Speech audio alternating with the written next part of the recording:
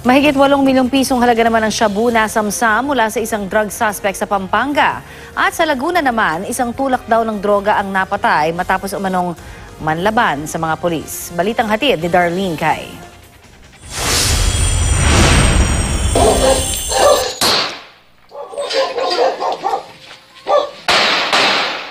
Hindi na nagpatumpik-tumpik pa ang mga pulis nang salakayin nila ang isang bahay sa Pakil, Laguna.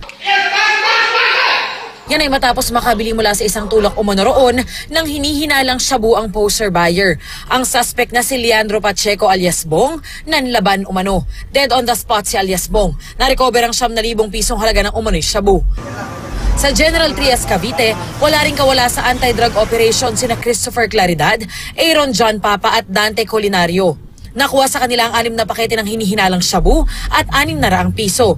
Isang oras lang ang nakalipas, 6 pang drug suspect ang nadakip sa hiwalay na operasyon sa General Trias pa rin. Nakuha sa kanila ang nasa 36,000 pisong halaga ng umano'y shabu.